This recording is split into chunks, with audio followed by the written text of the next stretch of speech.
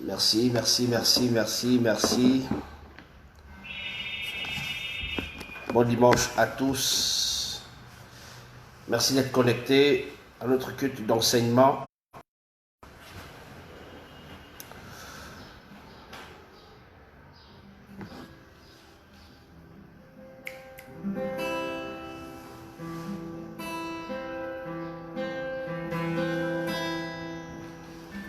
Eric Lewis. Bonjour mon fils, sois béni. Oh, Mohamed José, bonjour. Bonjour, bonjour, bonjour, soyez bénis, soyez bénis. Soyez bénis.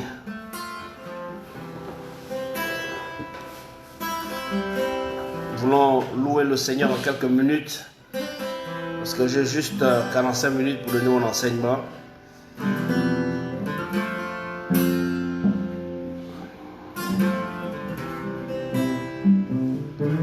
Ce que Dieu fait est magnifique.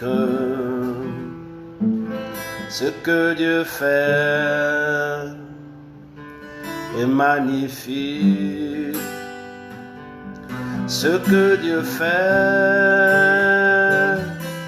est magnifique. Disons-le ensemble. Ce que Dieu fait est magnifique. Oh, oh, oh, ce que Dieu fait est magnifique. Ce que Dieu fait est magnifique. Ce que Dieu fait est magnifique. Ce que Dieu fait est magnifique. Oh, oh, oh, ce que Dieu fait, oh, est magnifique. Ce que Dieu fait est magnifique. Ce que Dieu fait, disons-le à Dieu, est magnifique. Là où tu es, tu peux le dire, Natacha. Ce que Dieu fait est magnifique. C'est le jour du Seigneur, c'est le jour de la résurrection. C'est ce jour-là que Jésus est ressuscité d'entre les morts. Disons-le là où vous êtes, c'est que Dieu fait à Libreville, en France, partout. Au Sénégal, dites-le, ce que Dieu fait est magnifique. Oh, ce que Dieu fait est magnifique, est magnifique. Oh, oh, oh, ce que Dieu fait est magnifique. Ce que Dieu fait est magnifique, est magnifique. Oh, oh, oh, fait est magnifique. Ce que Dieu fait magnifique. Oh, oh, est magnifique. Ce que Dieu fait est magnifique.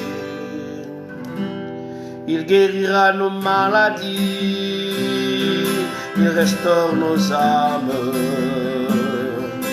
Il changera ton eau en vin et te fera bien. L'Éternel Dieu puissant restaure ton âme. Il te rassasiera, oui, les longs jours. Yeah, ce que Dieu fait est magnifique. Ce que Dieu fait est magnifique. Oh, bonjour à tous, soyez bénis. Soyez bénis, soyez bénis, soyez bénis. Oh, mon fils Élie, sois béni. Mon fils Élie, sois béni richement. Sois béni, mon fils. Sois béni. Ce que Dieu fait magnifique. Merci. Simon, sois béni, sois béni, sois béni. Sois béni, Elvire, sois béni. Ce que Dieu fait est magnifique. Ce que Dieu fait est magnifique. Everything what God is doing is magnifique. Is wonderful. Everything what God do is wonderful. Alors, je voudrais, de façon solennelle, nous sommes déjà 11, ça me suffit parce que j'ai 45 minutes. Vous savez, je suis très pertinent dans le temps. Je suis soucieux de cela parce que nous vivons par rapport au temps. Tout ce que nous faisons sur la terre, c'est par rapport au temps. Et l'une des causes, lorsque je discute avec des professeurs, avec des économistes, je leur fais comprendre que ma thèse est celle-ci. C'est que ce qui fait en sorte que l'une des raisons qui fait en sorte que l'Afrique soit toujours en arrière, c'est la malgestion du temps. Lorsque vous gérez mal le temps, vous n'allez pas prospérer. Lorsque vous gérez mal le temps, c'est important de bien gérer le temps. Et ce faisant, je voudrais souhaiter à tous les pères ici présents, connectés dans le monde entier qui vont regarder cette vidéo, une bonne fête des pères. Une bonne fête des pères. Merci aussi à ceux qui me souhaitent cette bonne fête de pères. Je vois cela. Merci beaucoup pour Sandrine. Merci pour Elvire. Merci. C'est très important. Vous savez, un père, ce n'est pas le thème de mon message, nous parlons du mystère de l'épreuve, mais je voudrais en quelques minutes expliquer c'est quoi un père. Un père, c'est celui qui engendre. Un père, c'est celui qui encadre. Un père, c'est celui qui corrige. Un père, c'est celui qui oriente. Un père n'est pas simplement là pour être gentil, pour être bon, non. Un père est celui qui peut prendre le fouet, qui peut prendre la chicotte. Merci Vivi. Un père est celui qui peut prendre la chicotte lorsque tu as fait une bêtise. La Bible dit que Dieu étant père, par amour pour nous, il prend une chicotte, il nous corrige lorsque nous faisons des erreurs. Lorsque Dieu châtie, la Bible dit, Dieu châtie ceux qu'il aime. Donc, le signe que Dieu t'aime, c'est qu'il te châtie. Vous allez voir, il y a des personnes qui font des bêtises dans la vie. Mais ils ne sont jamais châtiés. Ils font le boucan. Vous allez voir des personnes qui tuent, qui boivent le sang humain. Ils font des crimes rituels, ils font des méchancetés, mais ils sont à l'aise. Il n'y a pas un sort qui vient contre eux. Et les gens se demandent, mais où est Dieu? Où est Dieu? Écoutez-moi bien, quand vous faites des bêtises et puis Dieu ne vous punit pas, c'est un danger pour vous. Comment? Quand vous commettez des bêtises et que vous n'êtes pas puni par Dieu, par la nature, c'est un danger pour vous. C'est-à-dire que vous êtes sur le chemin du non-retour. Dieu a placé devant vous un trou dans lequel vous tomberez et personne ne pourra vous ressortir de là. C'est pour ça qu'un jour, pendant qu'Azaph est en train d'adorer, il se met à convoiter la richesse des méchants. Azaph dit à Dieu, mais pourquoi est-ce que les méchants prospèrent-ils plus que les justes? Pourquoi ceux qui ne prient pas sont prospères et pendant que nous qui te cherchons éternel, nous sommes tout le temps en péril, nous sommes menacés, notre vie est en danger? Pourquoi éternel? Azaph s'est mis à s'interroger dans la présence de Dieu. Et Dieu vient dire à Azaph, écoute-moi bien, regarde bien dans le règne de l'esprit. Quand Azaph a regardé dans le règne de l'esprit, il a vu que Dieu a placé un trou devant le méchant. Et il dit, tu vois, j'ai mis un trou devant le méchant. Et quand il tombera à l'intérieur, il ne sera plus. C'est pour ça que vous allez remarquer que des personnes qui ont fait du mal dans la vie, quand elles partent, on les oublie facilement. Il n'y a plus un bon souvenir d'eux. Vous devez comprendre. Si Dieu vous aime, le signe que Dieu vous aime, Natacha, le signe que Dieu vous aime, Gloria, c'est qu'il va vous punir. Quand vous faites une erreur, Dieu va vous punir. Il va vous punir pour vous mettre dans le droit chemin. Quand Dieu vous aime, il vient avec la chicotte vous châtier. Mais quand vous n'êtes pas son fils, quand vous n'êtes pas sa fille, vous faites ce que vous voulez. Il n'y a pas de réprimande, il n'y a rien. Oh, quand Dieu est avec toi, que tu fais une bêtise, la même nuit tu ne dors pas, la même nuit tu es tourmenté par les démons, la même nuit tu fais des cauchemars, la même nuit tu as peur, tu es obligé de te raviser le matin, tu commences à confesser rapidement tes péchés pour que tu reviennes dans le droit chemin. Donc un père c'est celui qui t'amène dans le droit chemin. Un père c'est celui qui te dit la vérité. Mais il y a des pères qui ont du mal à dire la vérité à leur père, à leur fils. Un père c'est celui qui te dit la vérité. Un père n'a pas peur d'un fils. Il y a des gens qui sont des pères parce que le fils est devenu puissant. Parce que le fils a eu une grande église. Là, je parle dans notre domaine chrétien. dans le corps de Christ. Quand un fils fait des miracles, quand un fils prie, les gens tombent. Vous voyez des pères, des gens allaient dire, oh, impacte-moi. Mais quelle est cette folie? C'est l'enfant qui doit toujours se mettre à genoux. Parce que le Père est toujours plus grand que le Fils. Même si le Fils ressuscite les morts, le Père reste plus grand que le Père. Jésus a dit, le Père est plus grand que moi. Le Père a un mystère, il a l'autorité. Même si ton Père est un pygmée, même si ton Père n'a pas été à l'école, même si ton Père ne connaît rien, mais le fait qu'il t'a engendré, le fait que Dieu est passé par toi, par lui, pour t'engendrer, il est ton autorité. Il est ton premier Dieu que tes yeux voient. Le Père. Écoutez-moi très bien. Et la Bible dit qu'il y a des bénédictions attachées à ceux qui honorent les pères. La Bible dit, honore ton père, honore aussi ta mère. Afin que tu vives longtemps sur la terre.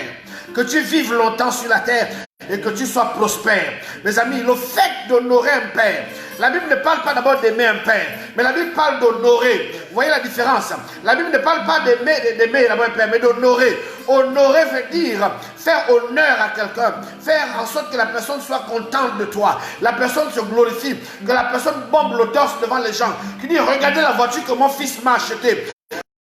La voiture dans le village, ton fils vient t'honorer devant les autres pères. Tu es fier de ton fils parce qu'il a fait quelque chose. Écoutez-moi bien, dans le mystère du royaume des cieux, c'est toujours par les fils que les pères prospèrent. Oh my God, j'ai envie de choquer quelqu'un. C'est toujours par les pères. C'est toujours par les pères que les fils prospèrent. C'est toujours par les fils, autant pour moi, excusez-moi. Je me suis écorché. Mais écoutez-moi bien. C'est toujours par les fils que les pères prospèrent. Oh my God, je répète encore, c'est toujours par les fils qu'un père prospère. C'est un principe établi. Quand Dieu lui-même, le Père éternel, le Père de tous les esprits, quand il a perdu la race humaine, quand il a vu que son œuvre avait été gaspillée par Lucifer, il a suscité parmi les anges, il a suscité parmi les fils, son fils unique, appelé Jésus-Christ de Nazareth, le plus beau parmi 10 000. Il a vu parmi les fils qu'il avait autour de lui. Il a vu que Jésus était le seul qui était capable de venir relever son œuvre en mourant à la croix. Il a vu que Jésus était le seul qui devait accepter la mission. Un véritable fils accepte de mourir pour l'œuvre du Père. Si vous n'avez pas de fils qui sont prêts à mourir pour votre œuvre, vous n'avez pas encore de fils, mes amis. Yes. Ce n'est pas parce que vous avez 1000 membres, 2000 membres que vous êtes un père. My God. Ce n'est pas parce que vous avez 2000 membres que vous êtes un père. Ils viennent vers vous parce que vous avez un semblant de don. Mais dès que vous serez éprouvé,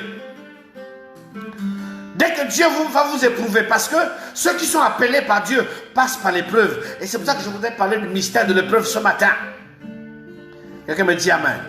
Un père, c'est celui qui corrige son enfant. Un père, c'est celui qui amène son enfant dans la vérité. Un père, c'est celui qui prend la chicotte pour chicoter. Pas pour faire du mal. Un père châtie par amour. Un père ne jalouse pas. Malheureusement, il y a des pères. Malheureusement, il y a des pères qui sont jaloux. Je salue le bien-aimé Yannick, non. Yannick Ono, autant pour moi. Sois béni, homme de Dieu. Il y a malheureusement des pères qui sont des vipères. Des pères qui veulent la mort de leur fils. Qui jalousent leur fils. Un père ne peut pas jalouser son fils. Un père doit être pondérant. Un père doit avoir la maîtrise de soi. Un père ne doit pas être comme Noé. Noé a maudit Cham, mais un père doit avoir de la pondérance, de la maîtrise de soi. Un père doit pouvoir se maîtriser. Quand un enfant fait des bêtises, ne viens pas maudire ton fils rapidement. Parce qu'un père est rempli d'amour. La Bible dit que Dieu, le Père Céleste, a tant aimé le monde. Il a tellement d'amour qu'il a donné. Un père donne. Oh my God. Oh my God. Un père donne. Mais je vous explique un principe. Vous ne pouvez pas prospérer dans le ministère si vous n'avez pas de fils. Si vous n'avez pas de fils. La notion de fils est très importante dans le ministère. Ceux que vous encadrez, ce sont vos fils spirituels. Même si le mot ne plaît pas à certaines personnes. Vous êtes leur encadreur. Vous êtes un peu comme leur guide. Prenez le synonyme qui vous convient. Prenez le mot qui vous convient. Mais moi, dans ma théologie, j'appelle ça un père. Timothée a vu, Timothée Timothée était au pied. Timothée était au pied de Paul. Timothée, c'était un grec. Et Paul appelait, il dit, Timothée, mon enfant, mon fils légitime. L'enseignement que tu as reçu de moi, en présence de plusieurs personnes, enseigne-le à des personnes qui soient fidèles, capables de l'enseigner aussi à d'autres personnes. Aujourd'hui, les jeunes se perdent. Dès qu'ils ont 1000 membres, vous allez prendre des mami wata, vous allez prendre des choses, vous allez prendre des choses en Inde, vous allez prendre des choses au Nigeria, vous allez prendre des puissances ailleurs, des puissances de séduction pour attirer la foule. Et dès que vous avez la foule, la gloire vous monte à la tête. Pourquoi? Parce que vous n'êtes pas préparé. N'est pas père qui veut, n'est pas père celui qui se dit père. Un père est pondérant, un père est patient, un père est rempli d'amour, un père supporte. Un père corrige. C'est pas parce que tu as mené, tu as beaucoup de fidèles, tu as des fidèles. Vous voyez des gens, moi, 33 ans de ministère, vous me voyez, moi, c'est pas de l'orgueil. Je peux demander à un fils de prier pour moi, oui. La Bible demande de prier les uns pour les autres. Oui. Je peux demander à un fils de prier pour moi si je suis malade. Je peux demander à un fils, l'apôtre Paul demandait aux gens, à ses fidèles de prier pour lui. Soutenez-le dans les prières. Alléluia. Amen. Mais vous imaginez, vous allez me lâcher un fils. Oh, impose-moi les mains, je veux que tu m'impactes. Et vous voyez, mais ça c'est quoi ça? Vous voyez maintenant des pères qui avaient commencé depuis les années 80, mais on a commencé. Vous allez voir chez les petits, parce que le petit a 1000 membres, il appelle Daddy. Mais ça c'est stupide. Quelle que soit la foule que tu as, tu es sur ton dévancier. Tu ne sais pas les prières que nous avons faites. Moi je me rappelle des années 80, où Dieu m'imposait des jeunes. Où Dieu m'imposait des jeunes, prier pour la nouvelle génération. Où Dieu me demandait de prier pour la nouvelle génération, pour qu'il amène dans le champ des missionnaires. C'était ça le sujet de prière.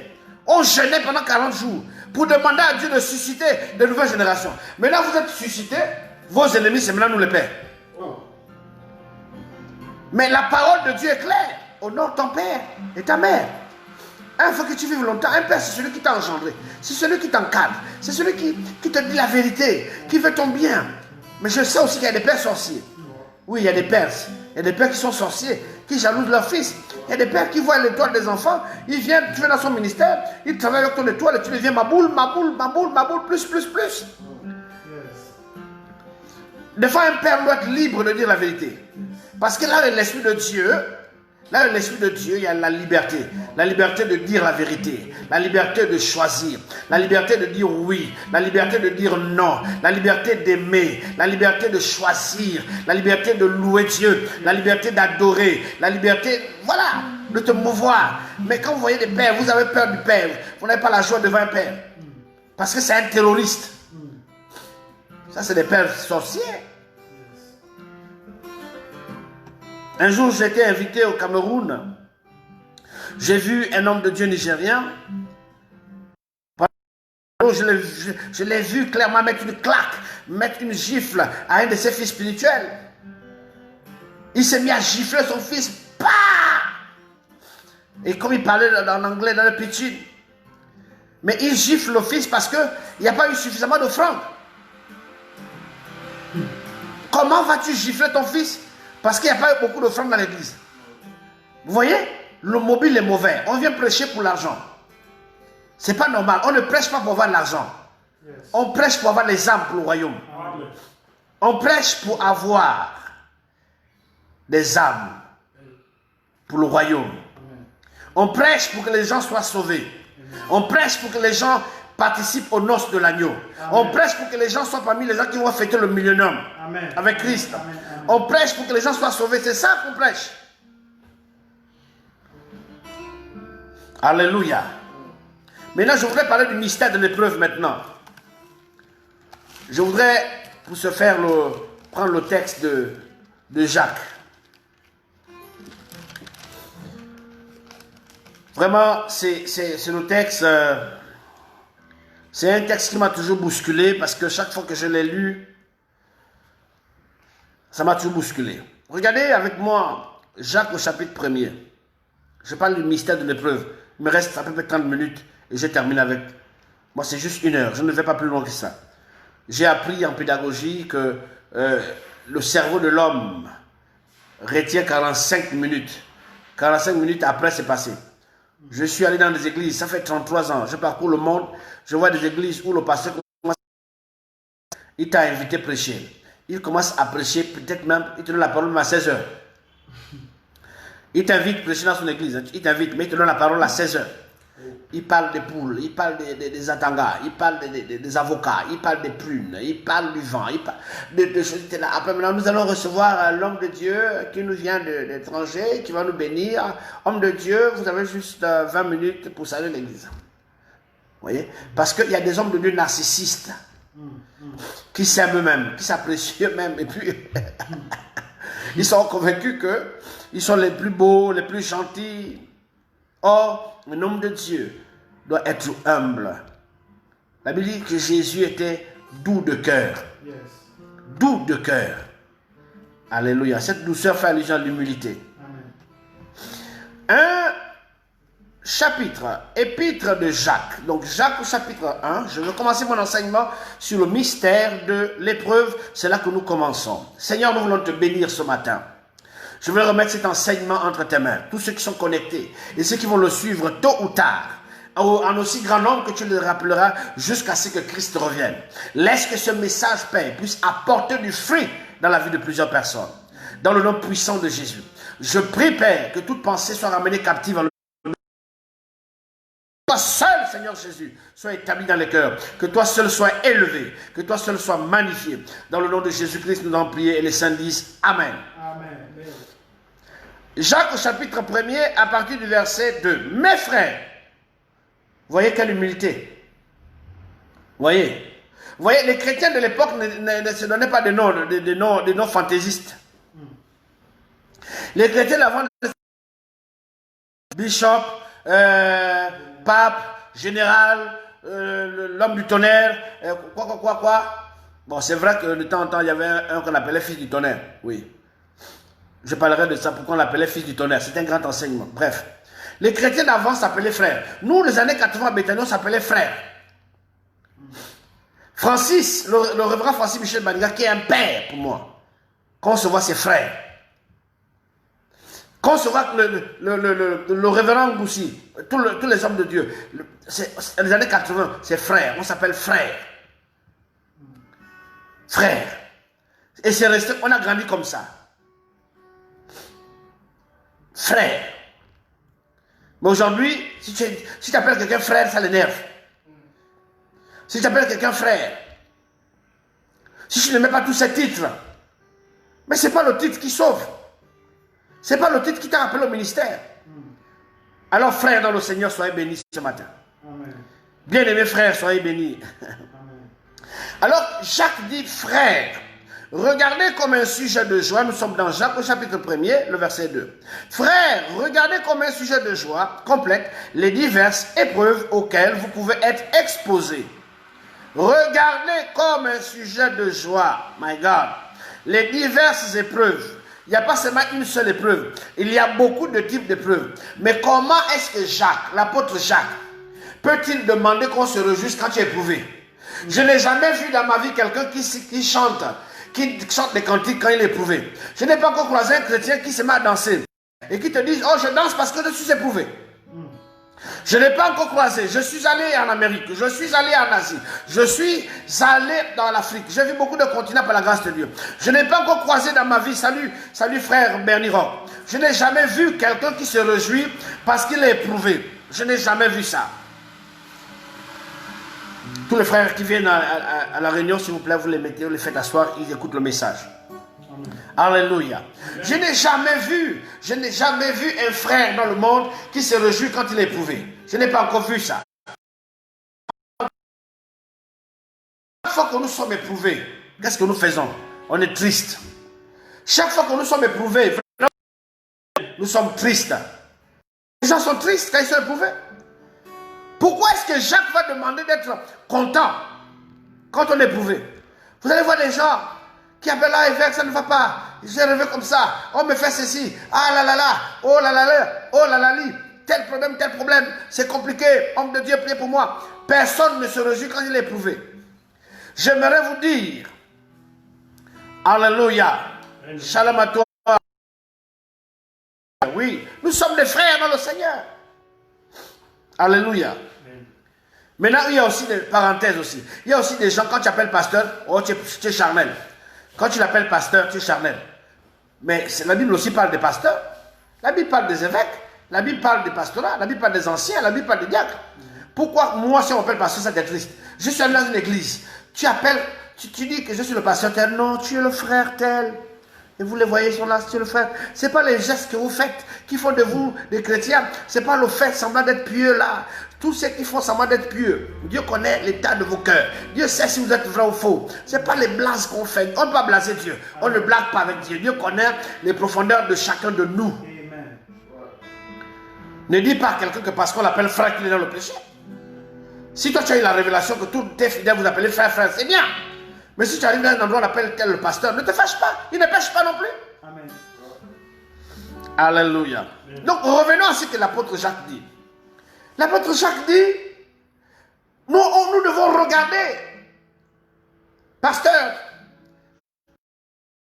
John, il nous dit qu'on doit regarder avec joie toutes les épreuves auxquelles tu fais part. Amen. Pasteur John. Mais les épreuves, c'est quoi? Pourquoi est-ce que Dieu nous demande de regarder ça avec joie? Pourquoi? Quel est le mystère de l'épreuve? Qu'est-ce qui se cache derrière l'épreuve? Pourquoi est-ce que Dieu nous demande de regarder ça avec un sujet de joie? Premièrement, vous devez retenir aujourd'hui. Quand tu es éprouvé par Dieu, c'est le signe que tu es l'enfant de Dieu. Amen. C'est le signe que Dieu te connaît. Yes. C'est le signe que Dieu te connaît. Amen. Dieu ne prouve pas celui qui ne connaît pas. Amen. La Bible dit Dieu châtie, Dieu éprouve ce qu'il aime. C'est que Dieu t'aime. Il t'aime. Alléluia. Amen. Quand tu es éprouvé, maintenant l'épreuve c'est quoi? C'est un stage que Dieu te fait passer. C'est un stage que Dieu te fait passer pour augmenter d'échelle, pour augmenter de niveau. Quand vous allez dans des sociétés séculières, il y a ce qu'on organise des stages de formation, des stages professionnels. Et quand tu termines avec succès au brio ton stage va peser dans les futures nominations que tu aurais dans la société parce que tu as passé avec succès le stage. Et le stage qu'on te fait passer te donne des prérequis, des éléments essentiels, des éléments que d'autres n'ont pas.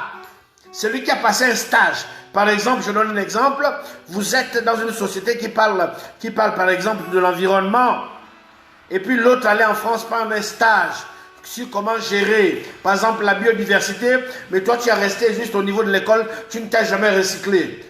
Vous n'avez pas la même dimension. Les stages te permettent de te recycler. Les stages te permettent de t'adapter à la nouvelle dimension. Un stage te permet de grandir de dimension. Amen. Donc l'épreuve, c'est le stage que Dieu te fait passer. Vous allez remarquer que toutes les personnes qui ont par exemple le don des miracles, c'est des personnes qui sont passées par des maladies incurables qui ont été guéries. Toutes les personnes, la plupart des personnes que j'ai rencontrées qui ont le don de miracles, c'est des personnes qui sont passées par des maladies bizarres. Et donc, quand quelqu'un est passé par une maladie bizarre, quand il a reçu l'onction de guérison, ça veut dire que cette onction est en lui. Et quand il prie pour les malades sont guéris. Le stage te permet de grandir. Le stage te permet de prendre des galons. Le stage te permet de changer de statut. Vous ne pouvez pas être enfant de Dieu sans passer par les épreuves. C'est pour cela que Jacques demande de se réjouir. Parce que Dieu te connaît. Ça veut dire que tu es enfant de Dieu premièrement. Dieu te connaît. Toi qui es éprouvé, qui suis ce message. Tu as perdu un être cher. Tu as peut-être perdu ton emploi injustement. Tu as peut-être humilié. On t'accuse de quelque chose. On t'a peut-être lancé une maladie. J'aimerais te dire qu'avant toi, il y a eu des hommes qui ont été éprouvés. Regardez, la Bible parle d'un homme appelé Job. Dites-moi Job avec moi. Quand Job a été éprouvé, pasteur, dites avec moi Job. Quand Job a été éprouvé, qu'est-ce qui s'est passé? Quand Job a été éprouvé, il a commencé à perdre son statut. De l'homme milliardaire qu'il était, il est devenu un citoyen lambda. Il a commencé à perdre de l'argent. Il a commencé à perdre les relations. Il a commencé à perdre les enfants. Il a même perdu les enfants. Il a enterré le même jour, Job, le même jour, il y avait, quand vous allez à la veillée aux funérailles de Job, il y avait 7 cercueils qui étaient alignés là. 7 cercueils. Qui de vous a déjà eu 7 cercueils à ses funérailles? Qui de vous qui m'écoutez là, ou qui allez écouter le message demain, qui a déjà eu 7 cercueils là? Oh my God, qui a déjà eu ça, mes amis? Job était éprouvé dans son épreuve. Dans l'épreuve, on peut perdre des gens. Dans l'épreuve, on peut perdre des personnes. Dans l'épreuve, tu peux perdre quelqu'un. Dans l'épreuve, tu peux perdre ta mère. Dans l'épreuve, tu peux perdre un ami. Dans l'épreuve, tu peux perdre un petit frère. Dans l'épreuve, tu peux perdre quelqu'un. Job était éprouvé. Et nous allons parler de cela justement, pasteur. Le Deutéronome 8. Alléluia. Job a perdu, pasteur John, il a perdu sur place 7 enfants. Donc quand vous allez à la veillée, comme on dit par exemple à Kinshasa, on appelle ça les matangas. Quand vous allez à les matangas à Kinshasa, donc dans la veillée de Job, il y avait 7 cercueils alignés. 7. J'ai dit, vous prêchez, quel message vous allez prêcher à Job? Le jour, il y a 7 cercueils, même si c'est toi qu'on a désigné pour prêcher. Shalom, Juliana, sois bénie. Tu vas au funérailles de Job, il y avait 7 cercueils, 7. Pas un du coup, hein, mais pas un enfant. Du coup, il a perdu 7 enfants. Donc, vous savez que la projection d'un homme sur ses enfants, le futur d'un homme sur ses enfants, parce que tes enfants, c'est ton sang, c'est ta continuité, c'est ton produit. Le futur d'un homme sont ses enfants. Alors, quelles étaient les pensées de Job à ce moment-là? Mais Job ne savait pas qu'il était éprouvé. Job ne savait pas qu'il était éprouvé. Il a commencé à se plaindre. Il a commencé à se poser des questions. Et pourtant, je fais des offrandes. Et pourtant, Seigneur, je donne même les offrandes pour mes enfants. Au cas où ils t'auraient offensé, pour que ta colère ne se manifeste pas contre eux. Pour que ta main soit toujours eux. Les 7 enfants sont morts. Ce n'est pas parce que vous êtes agréable à Dieu que vous ne serez pas éprouvé. Ce n'est pas parce que vous êtes agréable à Dieu que vous ne serez pas éprouvé. Enlevez ça de vos têtes. Ce n'est pas parce que vous êtes agréable à Dieu que vous ne serez pas éprouvé. Si du moins Dieu vous a appelé au salut, si vous êtes appelé par le ciel, si Dieu vous a appelé au salut, si Dieu vous a appelé son élu, si Dieu vous connaît avant la fondation du monde, vous serez éprouvé. Vous serez éprouvé. Quoi que vous fassiez, malgré les dîmes que vous donnez à l'église, malgré les offrandes que vous donnez à l'église, malgré votre obéissance, si Dieu vous connaît, vous serez éprouvé. Parce qu'il veut vous amener à un autre niveau. Il veut vous amener à une autre dimension. Dans le système de Dieu, quand Dieu vous fait passer à une autre époque, à une autre dimension, il vous amène dans l'épreuve, dans le champ de l'épreuve. Et le champ de l'épreuve, chacun, écoutez-moi bien, personne ne choisit son épreuve. Lolis, écoute-moi bien, personne ne choisit son épreuve. Tu te dis pourquoi moi? Pourquoi moi? D'autres dans leur épreuve ils sont malades. D'autres dans leur épreuve ils ont perdu quelqu'un. D'autres dans les épreuves ils sont au chômage. D'autres dans les épreuves la femme les a quittés. D'autres dans les épreuves le mari est parti. D'autres dans les épreuves ils sont en exil. D'autres dans les épreuves ils sont en prison. D'autres dans les épreuves ils sont accusés faussement. D'autres dans les épreuves ils sont pourchassés. D'autres dans les épreuves on les pourchasse partout. D'autres dans les épreuves leur vie est en danger, menacée. C'est ton épreuve. Chacun a son épreuve. Personne ne choisit l'épreuve. Personne ne dit à Dieu, donne-moi seulement le mal de tête. Personne ne dit à Dieu, rends-moi seulement un peu malade et puis je prendrai le comprimé, je serai guéri. Non. Quand Dieu t'éprouve, c'est quelque chose qui viendra bouleverser ton intérieur. Pourquoi? Parce que l'Esprit de Dieu habite en ton intérieur. Dieu n'habite pas dans ta tête. Dieu n'habite pas dans tes yeux. Dieu habite dans ton cœur. La Bible dit Dieu habite dans ton cœur. Alors dans ton cœur, il y a l'envie du monde. Dans ton cœur, il y a l'envie de vengeance. Dans ton cœur, il y a l'envie de suicide. Dans ton cœur, il y a la colère. Dans ton cœur, il y a l'esprit de haine. Alors Dieu, pour enlever cela, il va t'éprouver. Il va faire passer quelque chose qui viendra briser la haine en toi.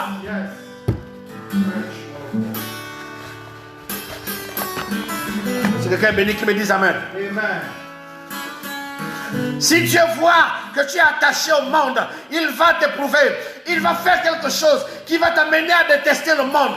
Il va faire quelque chose que quand Dieu voit que tu es attaché toi aux gens, tu as trop confiance aux gens. Mon frère, ma soeur, tu les appelles matin, midi, soir. Ça va mon frère, ça va ma soeur. Dieu va te dire, ok, je vois que tu es plus attaché aux hommes que moi. Alors je vais te faire quelque chose. Dieu va envoyer un mauvais esprit dans le cœur de ton ami qui viendra te trahir. Et quand il va te trahir, tu n'auras que 2 heures pour pleurer, pour dire, oh, donc la parole de Dieu est vraie. Quand elle dit, ne vous confiez pas aux hommes, oh Seigneur. Donc c'est vrai, tu vas commencer à pleurer. Et tu vas t'attacher à Dieu. La Bible dit que tout homme soit pris pour faux et Dieu seul pour vrai. Pour que tout homme soit pris pour faux, alors Dieu fait ça. C'est pas la peine de fuir les gens. Il y a des gens qui se disent, je vais rester seul dans mon coin. Je vais rester seul dans mon coin. Je préfère rester dans mon coin. Je n'ai pas de problème. Je n'ai plus d'amis. Je suis seul. Ah, bon. Où tu vas partir? Dieu va envoyer le désert. Écoutez, là, le désert, il n'y a personne. Le désert a éprouvé le caractère des enfants d'Israël. Même dans le désert. Vous blaguez avec l'Éternel. Dieu regarde dans ton cœur que tu aimes trop ton mari plus que lui. Ton mari c'est tout pour toi. Il dit ok, il va envoyer un esprit d'infidélité. Dieu lui-même, il va envoyer un mauvais esprit dans le cœur de ton mari. Ton mari va commencer à être infidèle. Tu vas commencer à pleurer toutes les larmes. Pleurer. Là je m'adresse à mes amis les Françaises. Il m'a trahi, il m'a trompé, je ne peux pas pardonner. Je ne peux pas pardonner, c'est trop fort. Il m'a trahi. Vous pleurez. Mais vous ne savez pas que Dieu vous a joué un coup pour briser votre cœur. Pour que vous sachiez qu'il n'est pas bon de mettre confiance à un homme. Car la Bible dit, maudit soit l'homme qui se confie dans l'homme. Mais béni soit l'homme qui se confie en l'Éternel. Vous avez placé votre confiance dans vos enfants. Vos enfants font l'objet de votre fierté. Vous avez confiance à vos enfants. Vous dites, mes enfants. Dieu va passer par vos enfants pour vous briser. Je connais un monsieur, un milliardaire, un ami milliardaire. Monsieur, il est tombé malade. Mais qui l'a fait tomber malade? Ses propres enfants. Ses propres enfants ont voulu l'empoisonner pour s'accaparer de ses biens. Il est venu me voir un jour en pleurant. Il m'a dit, homme de Dieu, est-ce que vous pouvez imaginer que mes propres enfants ont voulu m'assassiner? Ses propres enfants ont voulu m'assassiner. À cause des biens. Aujourd'hui, il est notre homme. Il n'a plus confiance. Il a enlevé l'amour qu'il avait pour les enfants. Il a placé cet amour à Dieu. Dieu est un Dieu jaloux. Dieu est un Dieu jaloux. Oh, je vais le dire à quelqu'un. Dieu est un Dieu jaloux. Dieu est un Dieu jaloux. Comme il est un Dieu jaloux, qu'est-ce qu'il fait? Quand il voit que tu as l'amour des enfants trop plus que lui, il fait en sorte que les enfants déconnent. Les enfants te déçoivent. Et l'amour la quitte.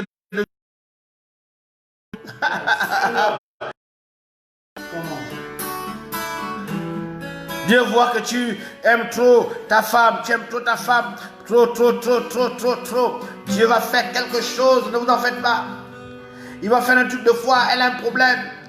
De fois, elle n'a pas d'enfant. De fois, elle est bizarre, désinvolte et tout ça. Et tu seras là, oh, tu me déçois, le caractère de ma femme. Oh, ma femme est bizarre. Oh, tu te plains partout. Oh, ma femme. Dieu fait ça parce qu'il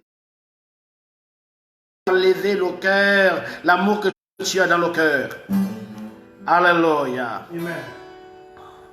Alléluia. Jérémie 17, 5. Suivi par des pasteurs parce qu'il complément. Maudit soit l'homme qui se confie dans l'homme, c'est ça. Et qui prend cher pour son appui. Ne vous confiez en personne. J'ai vu une de mes filles en Europe qui m'a dit, papa, je n'en peux pas.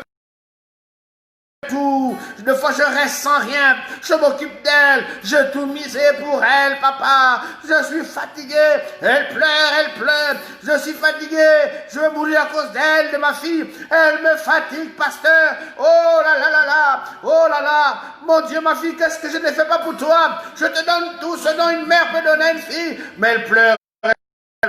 Je veux te répondre ce matin, Dieu a constaté que tu aimes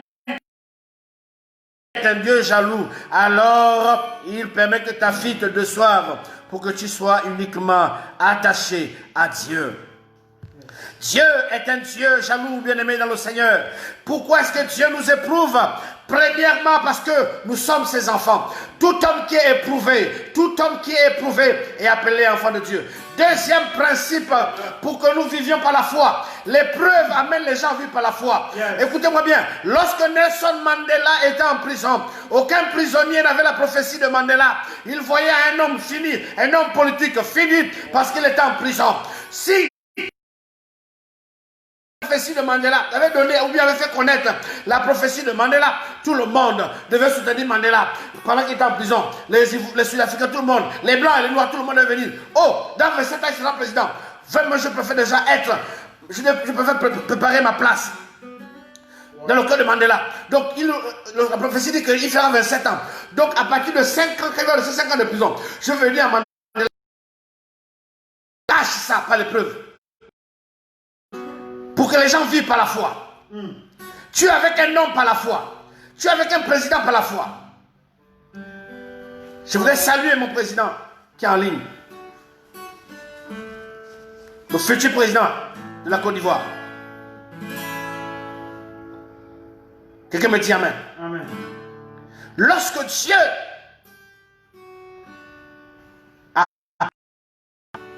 il cache ce qu'il va faire par les épreuves qu'il te fait traverser.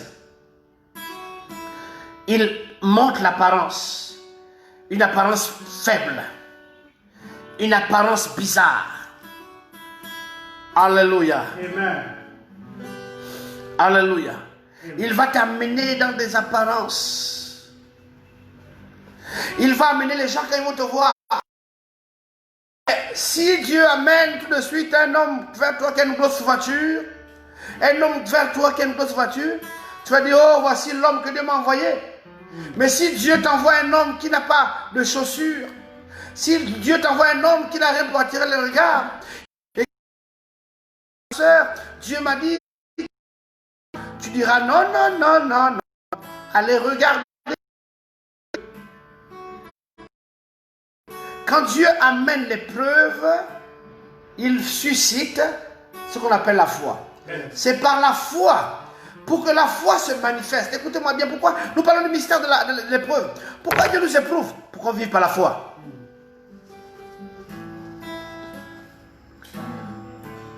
Même si vous avez beaucoup d'argent, Dieu fera en sorte que l'argent que vous avez, vous allez trouver ça que se joue un peu.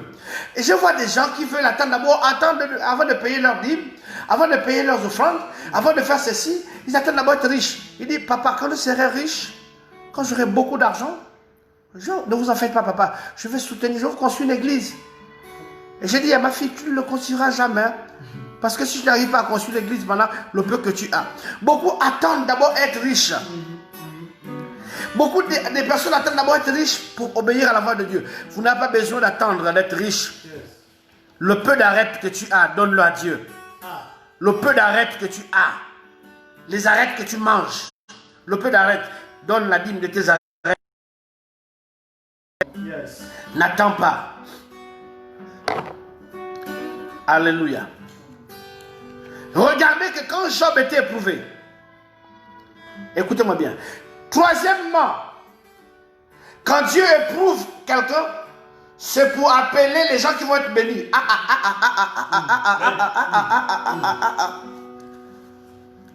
Écoutez-moi, je vous donne un grand secret. Si vous voulez être béni, si vous voulez être béni financièrement, si vous voulez être béni dans votre vie, je vous donne un secret. C'est un vieux qui vous parle. Je ne prêche pas la théorie, je prêche le vécu avec Dieu. Si vous voulez être béni, vous voulez être béni, s'aimer dans la vie d'un homme de Dieu qui est éprouvé. Vous allez voir le miracle. Je dis s'aimer dans la vie, donner dans la vie d'un homme de Dieu qui est éprouvé, vous allez voir le miracle. Et c'est ça que Jésus a confirmé dans Matthieu 25. Pasteur John, il dit, j'avais faim, vous n'avez pas donné à manger. J'étais prisonnier. Donc ça veut dire quoi? C'est possible aussi que celui qui est appelé par Dieu soit sans nourriture. Amen. Amen. Oh oh. Comment? Pasteur John, oh oh. Amen. Quelqu'un me dit Amen. Amen. C'est possible que Dieu t'ait appelé au ministère, que tu sois sans manger. Comment? C'est vrai. Il dit j'avais faim. J'étais prisonnier. Mais comment un homme de Dieu peut se trouver en prison? Mais il faut toujours un mobile. Amen. Il faut toujours un mobile. Amen. Alléluia. Amen. Quand Dieu vous éprouve, c'est pour... Amen. Quand Dieu veut bénir quelqu'un, quand Dieu veut bénir une famille, quand Dieu veut bénir une nation, il éprouve ses serviteurs. Pourquoi? Parce que c'est par amour qu'on va vers celui qui est éprouvé. Amen. 2, c'est par la foi. Amen. Oh my God. Yes. C'est par l'amour. Les gens disent, oh, faut pas essayer d'appeler l'évêque. Oh. L'évêque, son nom est sali dans tout le monde. Oh, l'évêque Mapako, tu appelles ce gars-là. Son nom est sali. Oh, on l'a accusé. Il a un grand problème, il a volé beaucoup d'argent. Mais c'est lui qui connaît la parole. Dit non, je connais cet homme. C'est impossible. Celui qui connaît la parole et qui est un peu éclairé sait qu'il est impossible de sortir d'un pays avec des mallettes d'argent. Et surtout quand on vit dans un pays qu'on appelle le Gabon, un pays où on utilise le CFA, qui n'est pas utilisé en Europe, qui n'est pas changé dans aucune banque. On ne peut pas sortir avec des CFA, des milliards, dans les cantines. Tu étudies ça au Rocher de Gaulle, c'est impossible. Quand quelqu'un est un peu intelligent. Mais ça, c'est par amour. Ça, c'est par amour. Quelqu'un ne peut pas être sorti avec des milliards et puis il vit par les dons. C'est pas possible. Quelqu'un ne peut pas être sorti avec des milliards et puis il galère. Ce n'est pas possible. Mais vous voyez, quand Dieu éprouve quelqu'un, il s'attend à ce que des hommes remplis d'amour viennent vers. Donc l'épreuve vient. Quand Dieu éprouve une femme, quand Dieu éprouve quelqu'un, c'est pour que les frères puissent manifester de l'amour. 2, pour que les personnes viennent par la foi. Parce que je n'ai rien aujourd'hui. Vous me voyez par Facebook, je prêche. Je n'ai rien aujourd'hui. J'ai tout perdu. Je suis un prédicateur. Je prêche par la foi. Je ne vous prêche pas pour avoir de l'argent. Je prêche pour avoir vos cœurs pour Dieu. Mais Dieu m'a taillé dans ces épreuves. Il m'a taillé. Il m'a taillé. Il m'a taillé. Aujourd'hui, je prêche pour que ton cœur soit gagné à Christ. Je prêche pour t'épouser à Christ. Je prêche pour que tu sois sauvé. Donc quand Dieu éprouve quelqu'un, il éprouve quelqu'un pour que les frères puissent manifester de l'amour. Parce que c'est comme ça que lui il manifeste. Éphésiens 5:1 dit, soyons les imitateurs de Dieu. Quand Dieu te voit affaibli, il vient vers toi. S'il te voit nu, il vient te revêtir d'habits. S'il te voit pauvre, il vient t'enrichir. Donc pour être à l'image de Dieu, pour que les œuvres de Dieu se manifestent en milieu chrétien, Dieu envoie l'épreuve. My God. Écoutez-moi bien. L'autre chose que vous devez savoir, quand Dieu éprouve quelqu'un, c'est pour mettre en jugement les méchants. J'ai dit, quand Dieu éprouve quelqu'un, c'est pour mettre en jugement les méchants. Regardez quand quelqu'un, regardez bien dans le monde chrétien. Vous allez voir que les gens les plus hypocrites au monde, ce sont les chrétiens. Les gens les plus méchants, ce sont les chrétiens. Moi, je ne suis pas un chrétien. Moi, je suis un fils de Dieu. Jésus n'était pas un chrétien. Jésus n'est pas un fils de Dieu. Il est venu en tant que... Il n'est pas venu que je suis chrétien. Le mot chrétien, ce sont des païens, des gens d'Antioche qui ont donné son nom. Moi, je ne suis pas chrétien. Je suis un fils de Dieu. Je suis un fils de Dieu. Je suis un disciple du Christ. Une nuance. Parce que chrétien aujourd'hui, ça devient un habit, un costume où les gens se cachent pour faire n'importe quoi. Pour tuer les gens, pour égorger. Je suis chrétien, c'est faux. Ça ne veut rien dire. On le connaît là par les fruits qu'il porte. Quelqu'un me dit amen. Écoutez-moi très bien. Lorsque Dieu envoie une épreuve, c'est pour mettre en jugement les méchants. Vous allez me dire, mais comment? Comment est-ce possible? Nous sommes en train de décortiquer le mystère. Le mystère.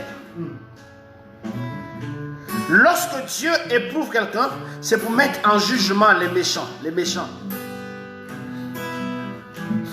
Dieu, écoutez-moi très bien.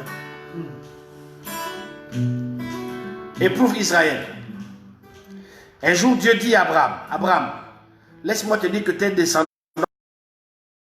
ils vont t'éprouver pendant 4 siècles. Mais après, il dit quoi? Je jugerai la nation. Il dit, je jugerai la nation qui les aurait éprouvés. Dieu, quand il veut juger le méchant, il envoie les preuves. Il t'affaiblit. Vous voyez, quand vous êtes faible face à un homme méchant, le méchant n'a pas de pitié. Vous voyez, quand vous avez perdu la force, vous êtes faible. Vous voyez, si vous vous battez avec un méchant, quand vous vous battez avec une méchante personne, s'il arrive à vous renverser par terre, et que vous dites pardon, pardon mon frère, vous allez voir, il ne va pas pardonner, il aura pour lui l'occasion de t'achever. Mais il ne sait pas qu'en t'achevant, il attire le jugement de Dieu. C'est pour ça que, bien-aimés dans le Seigneur, quand vous entendez qu'un homme de Dieu a tel ou tel problème, ne mettez pas votre bouche. Qui sait si c'est Dieu qui l'éprouve? Qui sait?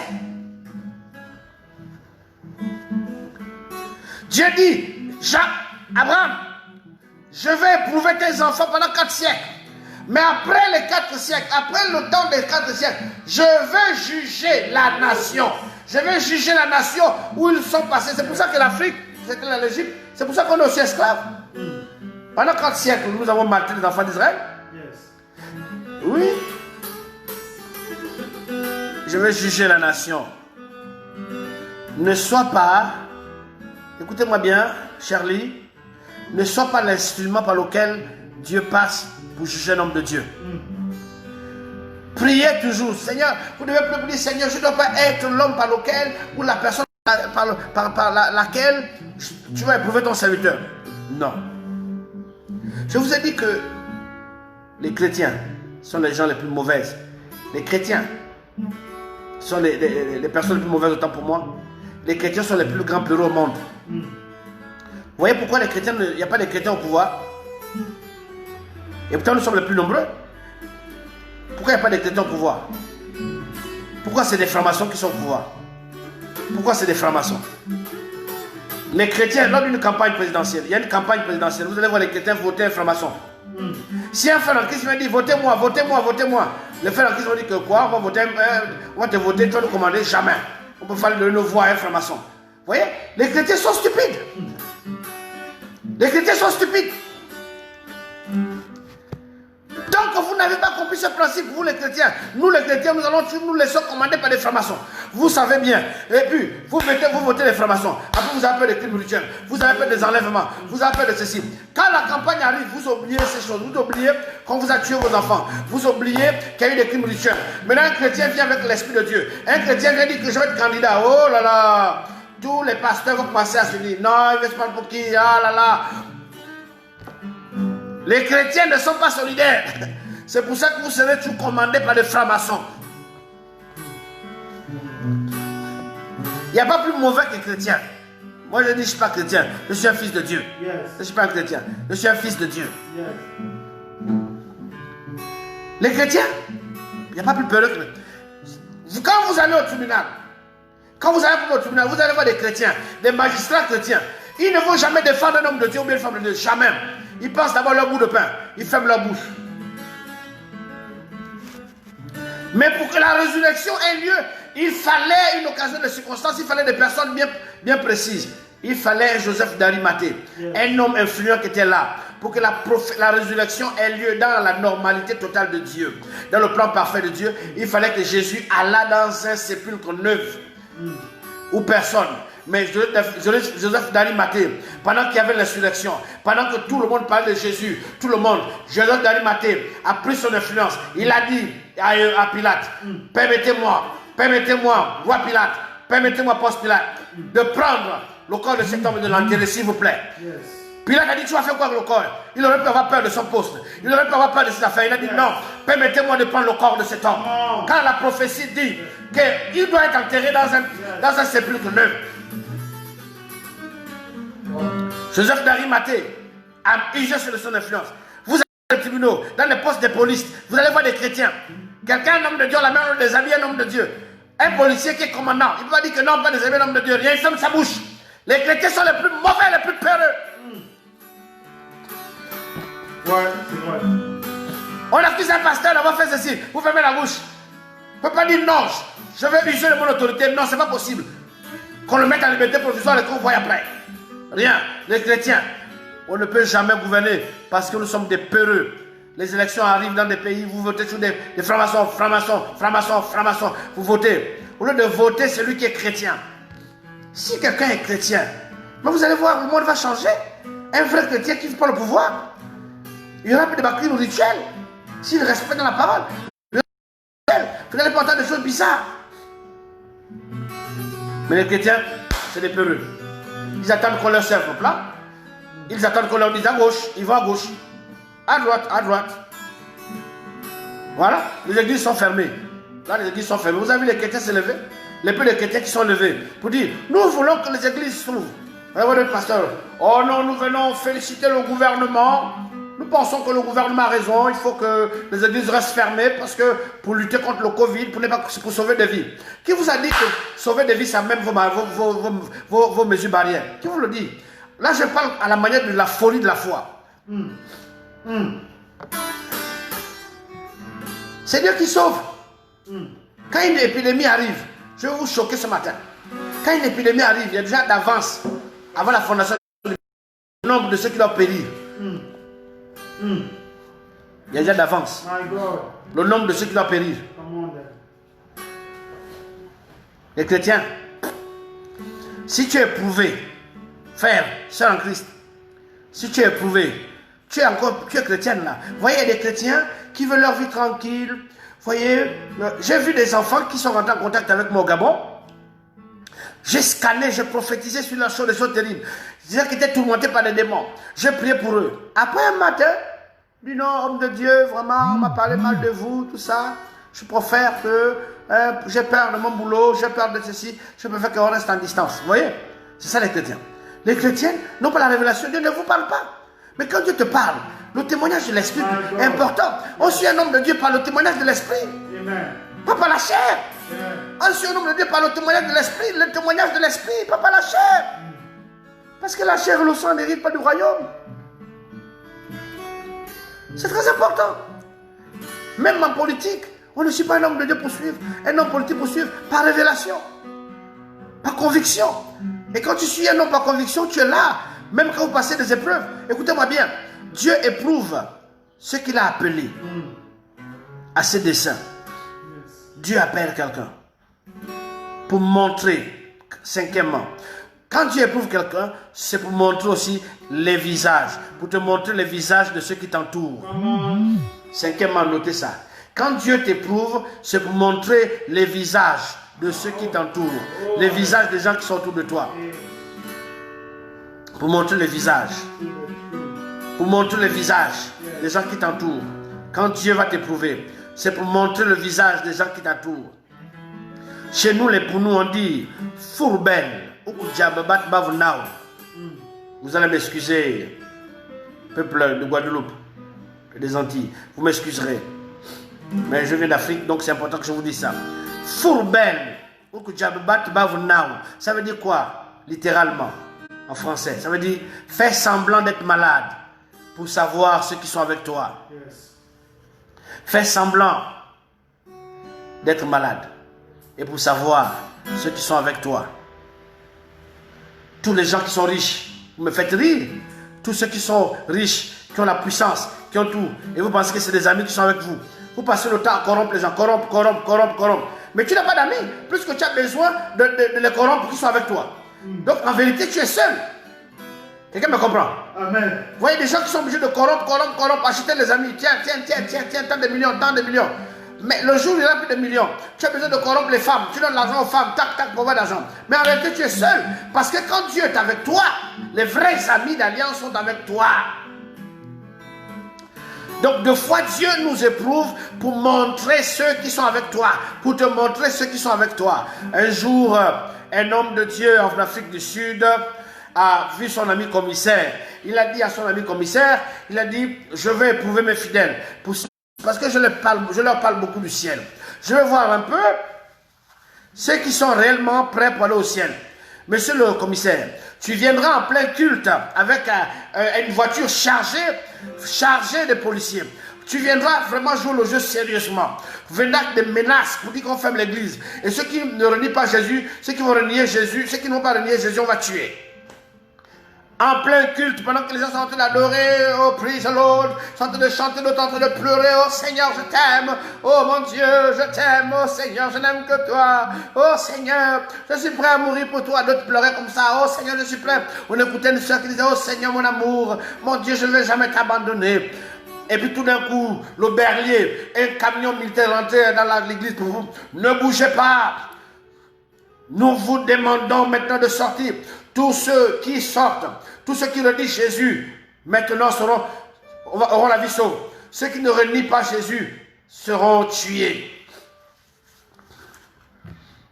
On a pris un diacre qui est à côté du pasteur. Oui, vous, je vous à côté du pasteur.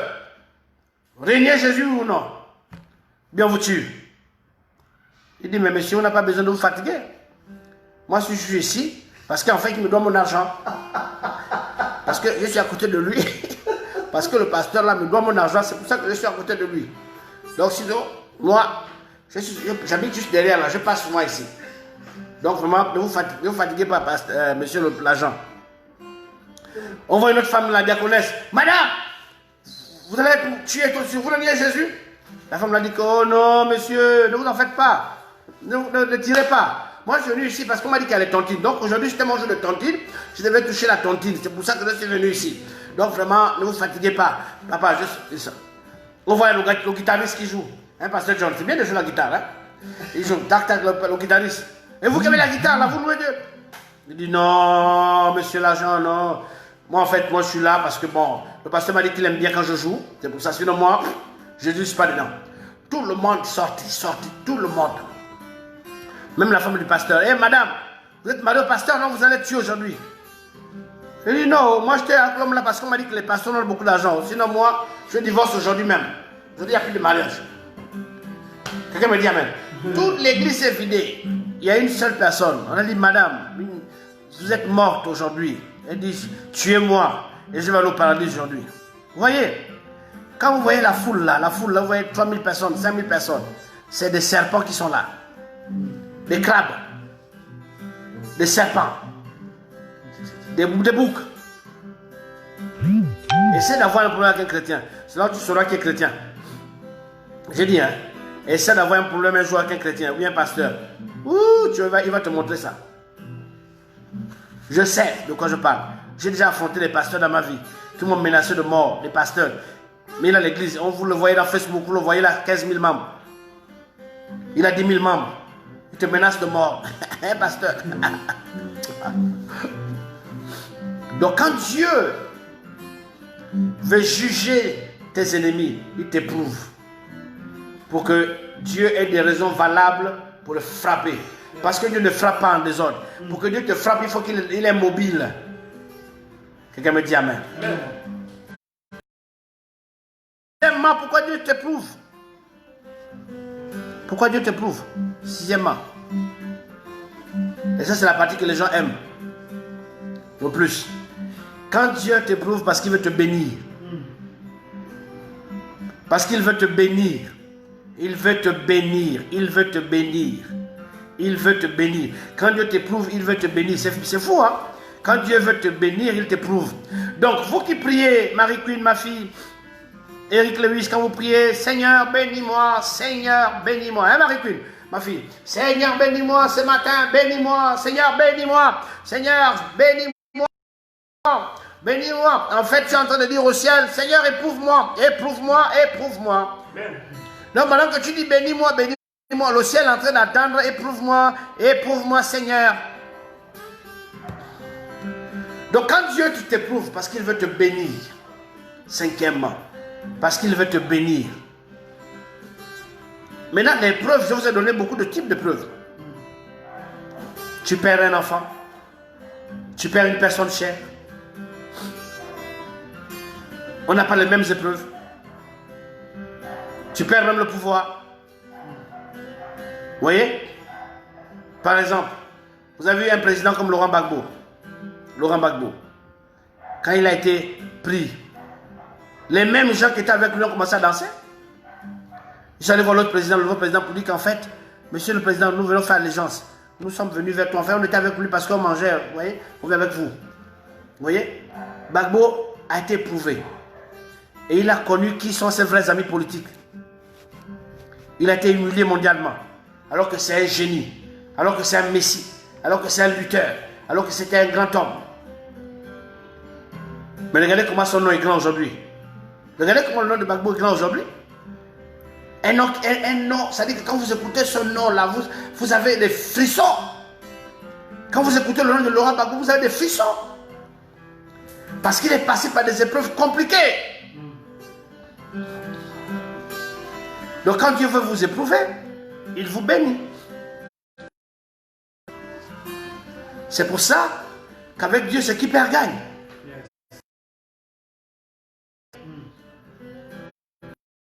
Tu perds pour gagner. Alléluia. Quelqu'un me dit amen. Je me rappelle un jour, le Seigneur m'a mis à cœur de donner une voiture à un homme de Dieu, mais un homme de Dieu qui était bizarre.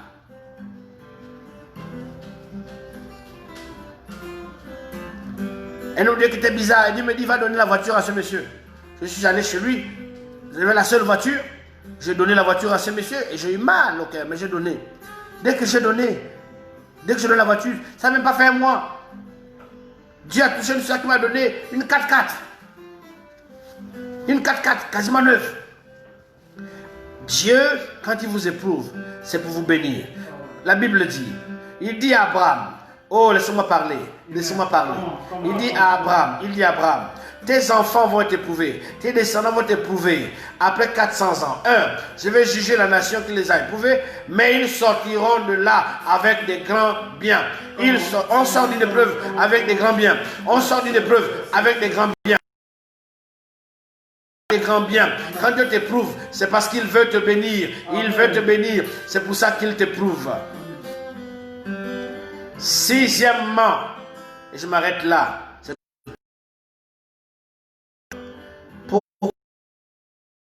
Finalement, au-delà de tout ça, pour nous procurer la patience. Lisons cela. Mes frères, regardez comme un sujet de joie complète les diverses épreuves auxquelles vous pouvez être exposés, sachant que l'épreuve de votre foi produit la patience. Mais il faut que la patience accomplisse parfaitement son œuvre, afin que vous soyez parfaits et accomplis sans faillir en rien. Amen. Dieu nous éprouve pour nous communiquer la patience, Et c'est quoi finalement la patience? La patience, c'est cette capacité à attendre Dieu, à attendre l'exaucement au temps de Dieu. La patience, c'est cette capacité à rester dans la foi, malgré la faim, malgré la soif. La patience, c'est cette capacité à attendre de Dieu la promesse dans la foi. À attendre la promesse de Dieu dans la foi. Quelles que soient les années, tu es en train de mourir de faim, tu es dans la maladie, mais tu gardes la foi. Tu ne renonces pas à la foi. Tu ne quittes pas la foi pour aller dans l'islam. Tu ne quittes pas la foi pour aller dans le bouddhisme. Tu ne quittes pas la foi pour aller dans le bouddhisme. Tu ne quittes pas la foi pour aller dans les mélanges. Tu ne quittes pas la foi pour aller dans les choses bizarres. Mais tu continues à demeurer le même langage. Job a été éprouvé. Il a perdu ses enfants. La femme est venue dire que mais toi là, tu es maudit ou bien quoi? Tu perds tes enfants et tu continues à prier ce Dieu, tu es fou. Hein? Job, tu es malade ou quoi?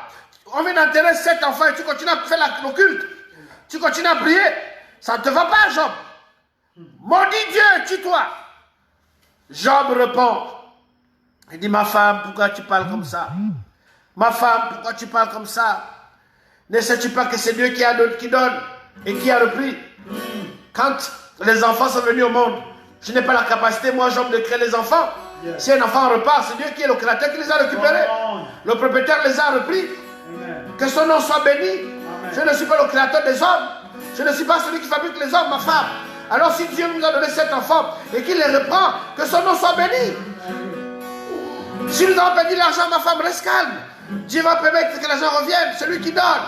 Pourquoi veux-tu que nous bénissons Dieu seulement quand tout va bien et que nous le maudissons quand tout va mal? Or Dieu, quand il t'éprouve, c'est pour que tu continues à l'adorer. À l'adorer. Que tu continues à l'adorer dans la patience. La patience. La patience, mes amis. La patience.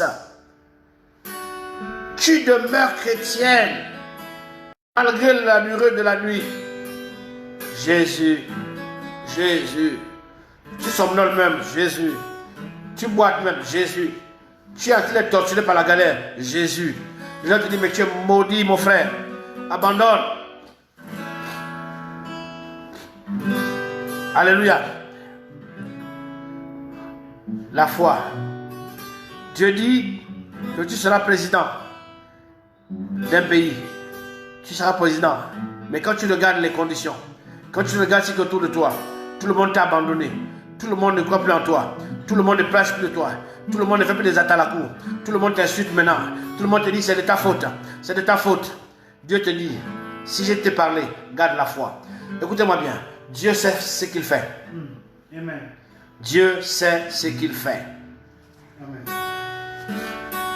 Dieu t'éprouve pour que tu gardes la foi, pour que tu aies la patience. La patience, c'est cette capacité, je vous ai dit, à demeurer dans la foi malgré les difficultés que vous passez. Malgré la faim, malgré la soif, malgré l'humiliation. Alléluia. Si vous avez été bénis ce matin, mettez les cœurs, et nous voulons louer le Seigneur. Et nous voulons louer le Seigneur. Oh, nous voulons louer le Seigneur. Nous voulons louer le Seigneur ensemble et dire Seigneur, merci pour les épreuves par lesquelles tu m'as fait traverser. Que ton nom soit béni. Merci pour toutes les épreuves, Seigneur. Je sais que tu ne mens jamais. Je sais que tu fais les choses de la perfection. Tu ne mens jamais. Oh, oh, hallelujah. Je m'abandonne à toi.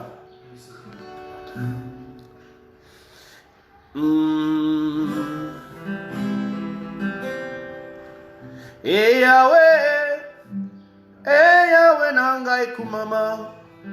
Et Yahweh nangai kumama. Et Yahweh nangai kumama. Et Yahweh nangai kumama. Et Yahweh nangai kumama. Et Yahweh nangai kumama. Zambe na bikamwa. Zambe pambolie. Zambe Israël. Et Yahweh nangai kumama. Zambe na Moïse. Zambe na Josué. Zambe na Shirley.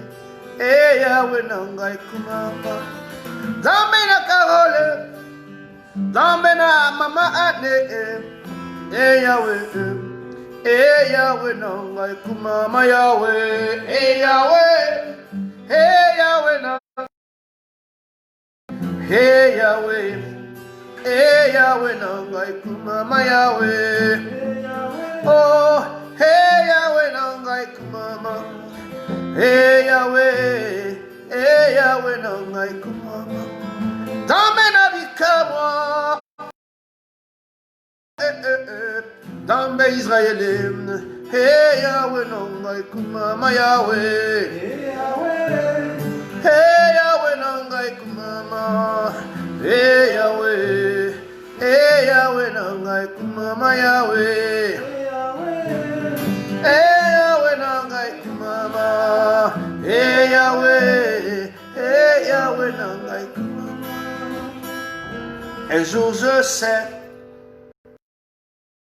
Un jour je sais, il se lèvera.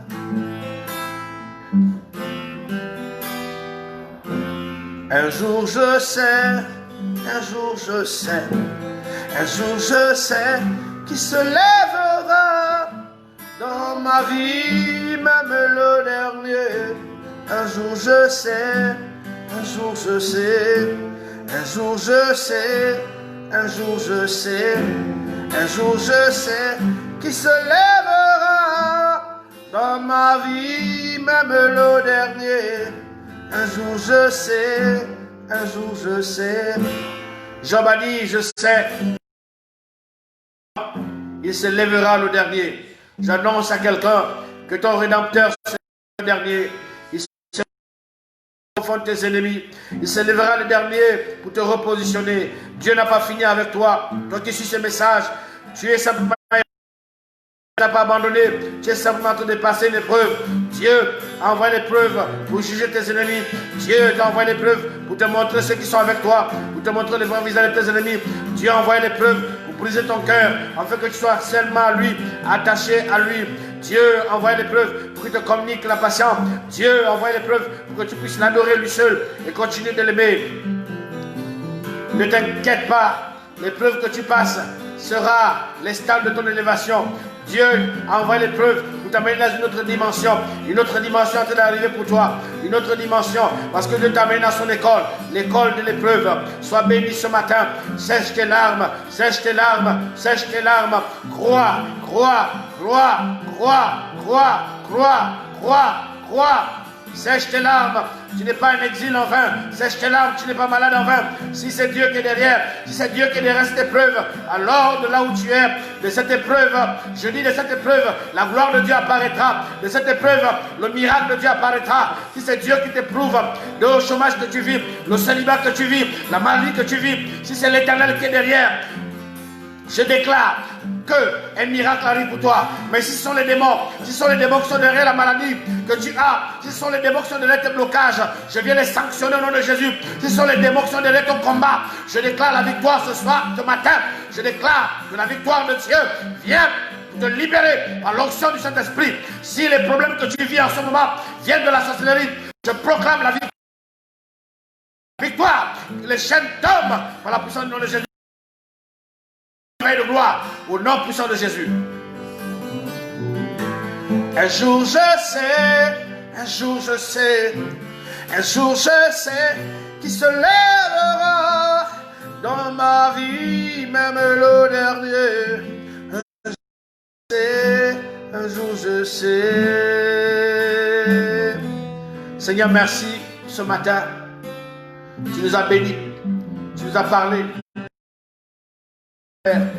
Puisse porter du fruit, que toute la gloire et l'honneur te reviennent. Je bénis tous ceux qui ont été connectés. Je bénis tous ceux qui ont été connectés. Je vous bénis au nom de Jésus. Au nom de Jésus. Au nom de Jésus. Soyez bénis, soyez bénis, soyez bénis. Et bonne fête de Père encore. Soyez bénis, soyez bénis. Paix sur vous. Paix et grâce sur vous. Paix et grâce sur vous. Le numéro est ouvert. Vous avez le numéro. Vous m'appelez à tout moment. Ceux qui veulent pour que je prie pour eux. Bon dimanche à vous. Bye bye.